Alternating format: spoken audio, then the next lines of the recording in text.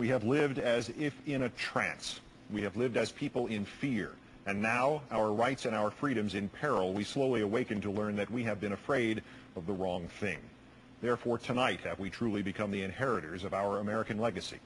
For on this first full day that the Military Commissions Act is in force, we now face what our ancestors faced at other times of exaggerated crisis and melodramatic fear-mongering, a government more dangerous to our liberty than is the enemy it claims to protect us from.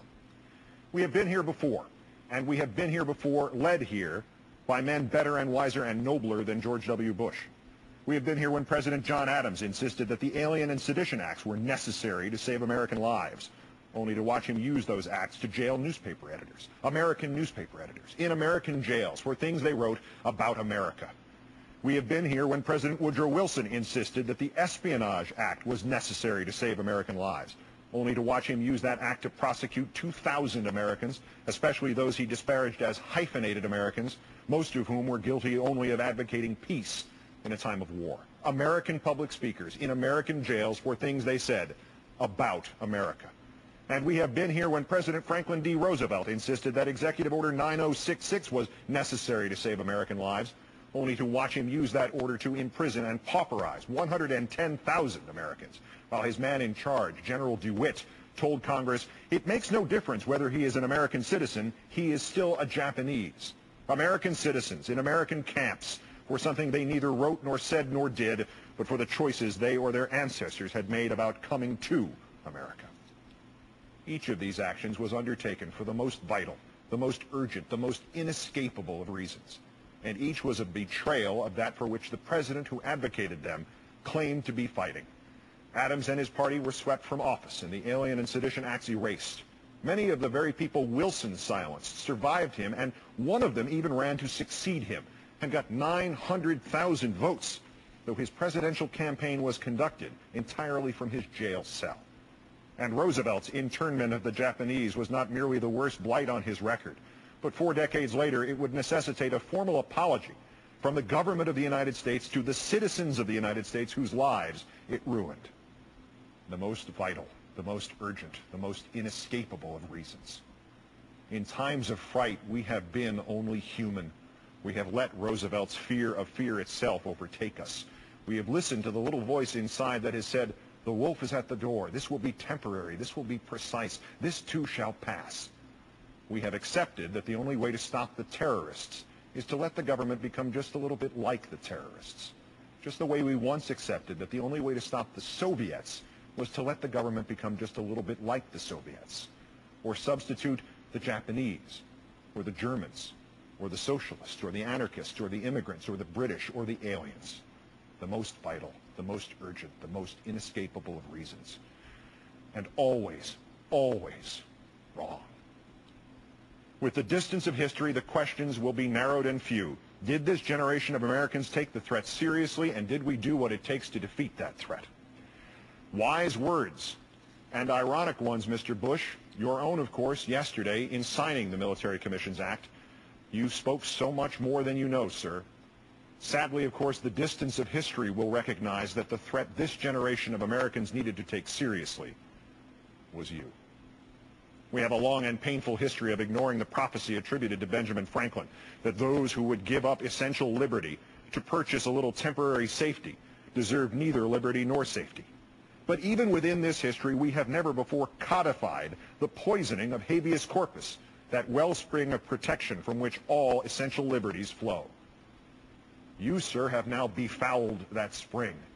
You, sir, have now given us chaos and called it order. You, sir, have now imposed subjugation and called it freedom, for the most vital, the most urgent, the most inescapable of reasons. And again, Mr. Bush, all of them wrong. We have handed a blank check drawn against our own freedom to a man who has said it is unacceptable to compare anything this country has ever done to anything the terrorists have ever done. We have handed a blank check drawn against our own freedom to a man who has insisted again that the United States does not torture. It's against our laws and it's against our values.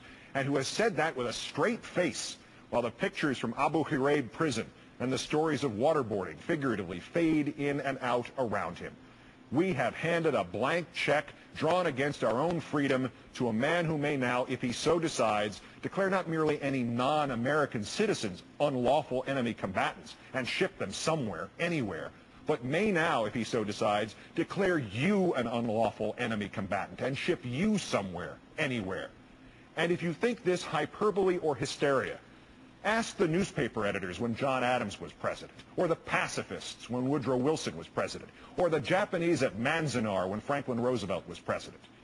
And if you somehow think habeas corpus has not been suspended for American citizens, but only for everybody else, ask yourself this. If you are pulled off the street tomorrow and they call you an alien, or an undocumented immigrant, or an unlawful enemy combatant, exactly how are you going to convince them to give you a court hearing to prove you are not? Do you think this Attorney General is going to help you? This president now has his blank check. He lied to get it. He lied as he received it. Is there any reason to even hope that he has not lied about how he intends to use it, nor who he intends to use it against? These military commissions will provide a fair trial, you told us yesterday, Mr. Bush, in which the accused are presumed innocent, have access to an attorney, and can hear all the evidence against them. Presumed innocent, Mr. Bush.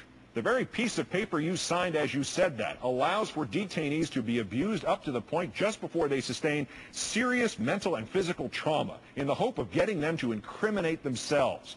And they may no longer even invoke the Geneva Conventions in their own defense. Access to an attorney, Mr. Bush? Lieutenant Commander Charles Swift said on this program, sir, and to the Supreme Court, that he was only granted access to his detainee defendant on the promise that the detainee would plead guilty. Hearing all the evidence, Mr. Bush, the Military Commissions Act specifically permits the introduction of classified evidence not made available to the defense. Your words are lies, sir. They are lies that imperil us all. One of the terrorists believed to have planned the 9/11 attacks, you told us yesterday, said he hoped the attacks would be the beginning of the end of America. That terrorist, sir, could only hope. Not his actions nor the actions of a ceaseless line of terrorists, real or imagined, could measure up to what you have wrought. Habeas corpus, gone. The Geneva Conventions, optional. The moral force we shined outwards to the world as an eternal beacon and inwards at ourselves as an eternal protection, snuffed out.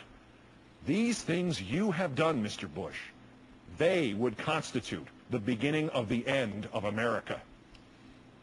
And did it ever occur to you once, sir, somewhere in amidst your 8 separate, gruesome, intentional, terroristic invocations yesterday of the horrors of 9/11, that with only a little further shift in this world we now know, just a touch more repudiation of all of that for which our patriots have died, did it ever occur to you once that in just 27 months and 2 days from now, when you leave office, some irresponsible future president and a competent tribunal of his lackeys would be entitled by the actions of your own hand to declare the status of unlawful enemy combatant 4 and convene a military commission to try not John Walker Lind, but George Walker Bush for the most vital, the most urgent, the most inescapable of reasons.